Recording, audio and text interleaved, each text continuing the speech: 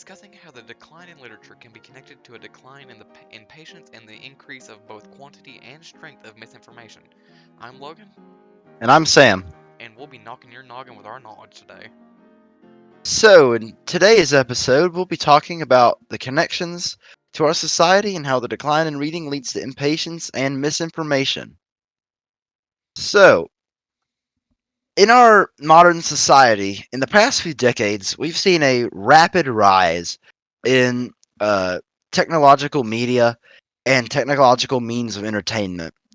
And as a result of that, we've seen a decline overall in the usage and reading of literature among both the adult population and the young population of the United States of America. Yeah, this is definitely very prominent as displayed. And a study was done by the Washington Post in 2017, and it's seen that pleasure rating among people 25 or older was at an alarmingly low 19%, which is roughly equivalent to maybe 17 minutes a day. And that's kind of insane considering that reading used to be looked at as the thing to do, for leisure time. It was encouraged to stimulate brain use. Right, and when you only read 17 minutes a day like that really reading is a way of engaging your mind. And when you read when you don't read all day or for instance you only read 17 minutes a day, then it really doesn't engage your mind because your chances are for the vast majority of your day nowadays, you're probably involved with some sort of technology or some sort of screen, whether it be gaining information, working, entertainment, however it may be. You're probably spending so much more time on a screen than you are actually reading a, a book or reading a newspaper and gaining information that way. And I don't want to put words in his mouth, but I'm going to use our own Dr. Garen as an example here. This doesn't just go for, the casual person. This goes for our highly educated individuals. Right.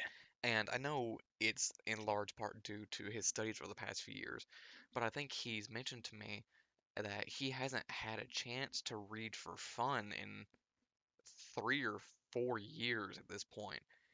And this is a man that has a doctorate at this point.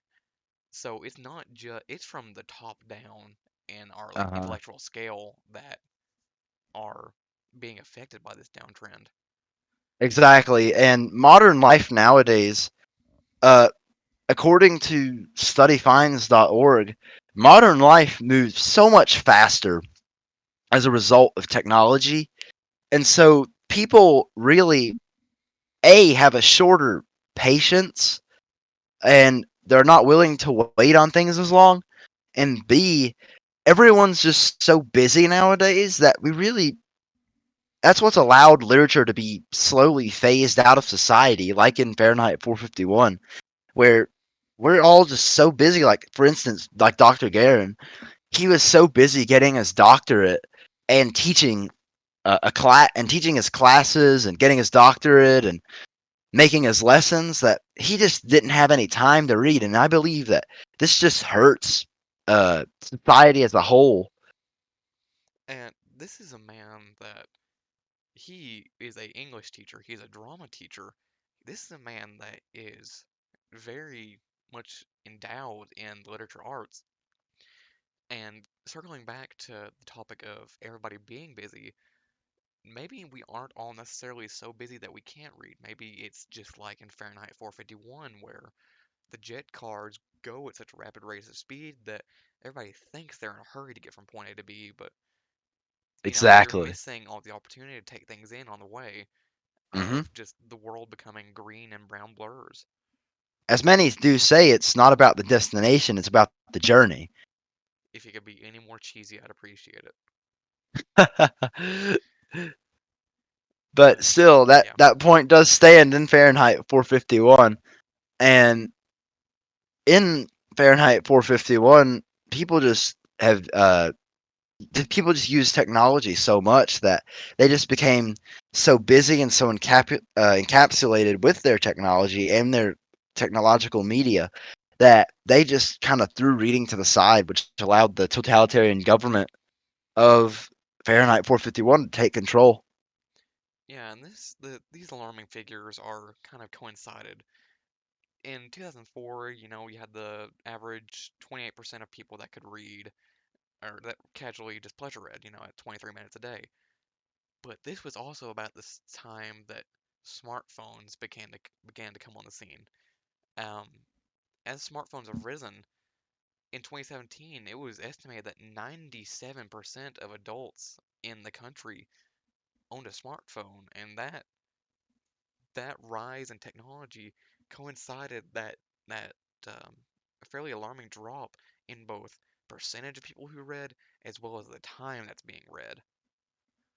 Right, and when you look around at the screen time of people, for instance, a few days ago, I was talking to a buddy of mine, and we happened to shift to the topic of screen time, and we looked on his phone to see his screen time, and it was somewhere in the neighborhood of 12 hours a day, which is astronomical compared to, for instance, the people of a decade ago who Yeah, probably hardly spent any time on screens because iPhones were just being invented and technology, even though technology was still extremely advanced, it's advanced so far in the past decade that people have just become so encapsulated with it, and it's just become such a factor in our lives, just like in Fahrenheit 451. and I thought I was it 3 hours a day? Still, I mean, that's 3 hours a day that you could spend reading. But what's the fun in that? Um, but there is This isn't just something that you can look at and say, oh, as this rose, this went down. Um, in Victoria, Australia, there was a study done in schools linking reading and usage of phone among their student body, and it's shown that increasing screen time definitely has taken away the time that students would normally spend reading for fun. And this is just kind of alarming to me that it's kind of just gone without notice, largely. Exactly. And to coincide with that, there was a study done by the National Endowment for the Arts titled Reading at Risk. And in that study, they gave a percentage stat which stated that in 1982, 57% of Americans read on a daily, on an average, or read on a daily basis. And in 2002, that percentage had dropped from 57 to 47% over that period of time, and which shows the rising of technology coinciding with the decline in literature in society. And I'm sure that, I mean, that was 2002. The number is probably even lower now. Well, yeah, you can see that it could also be the difference between, um, research between times and defining words because, the figures we listed earlier, those were pleasure reading, and these are people that read daily. That Right. from being listed in 2004 at 28%. So if you look at it as if it's the same figure, which it very essentially is, going from 47% of Americans that pleasure read on the daily in 2002 to 19% in 2017, that Right. is, there's alarmism to be had there. It's just so, it's just dropping so rapidly. It is very alarming. And to coincide with this drop in the usage of literature and the reading of books, you could make the argument that people are less willing to be patient, and that misinformation also begins to be spread more easily. For instance, according to studyfinds.org, uh, a survey of around 2,000 British adults, in a survey of around 2,000 British adults, around three-quarters of them claimed that modern technology is why they just don't have any patience. And these same respondents in the survey stated that they lost their temper after just 18 seconds of searching for a pen, which really, when you think about it, it's just 18 seconds of looking for something is all it takes for someone nowadays to just completely lose their patience and lose their cool. And these same people have cited that modern technology being giving everything to us so fast is one of the marquee causes of this. Yeah, I can definitely attest to that. As I've mentioned in prior episodes of this podcast, I am a cashier, and asking people to look for a card, an MVP card, after about 15 seconds of looking, I've seen people basically throw their wallet in frustration, and it's I may be exaggerating that 15 seconds. It may be less actually though, because to me customer interactions just kind of blur together, but seeing the frustration over just not being able to find a card, it's concerning. I would agree, and you can even just see it in examples in anywhere you look. Really, like for instance, you'll hear people complaining about, or see people even complaining about technology itself, which is kind of ironic because when technology breaks, it's so frustrating, and people are after like 20 or 30 seconds of trying to get the technology to work again, like a computer, for instance, people just flip out. And there's this saying that I've heard from a teacher that states technology is amazing when it's working, but when it's not working, it's the biggest pain, which is honestly true. But because technology gives us everything so fast, when it breaks, we automatically think, oh, if we turn it off and shut it back, or shut it off and turn it back on, it's just everything's going to be better. And when it isn't, then people, instead of troubleshooting and trying to figure out what's wrong, they just completely lose it. Yeah, this lack of patience can be connected in modern society. Um, People only really read headlines now, and you can see that very clearly. Um, you don't, People will argue on headline points, then they won't have the facts to back it up. Right. And even if you do that, that can be dangerous because, again, this is another topic I won't spend too much time on because I don't know the exact story. But I follow this news organization, USNI News, the United States Navy Naval Institution, and it was a report on the submarine deal between the U.S. and Australia, and the headline basically made it out to be this terrible shift in relations in the Pacific. But then, if you read the entire article, you would agree with that headline. But then you read the final paragraph, and it just states a bunch of facts that completely shift the meaning of the article.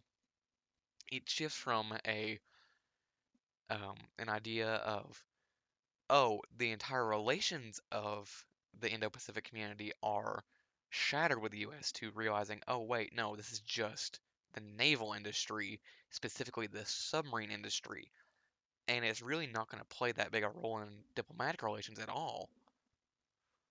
Right. And you just see this so often in modern society nowadays, especially when it comes to political elections or just politics in general in the United States nowadays, where people will get so inflamed and so worked up about the smallest things just because they saw something on a headline of the Washington Post or of Fox.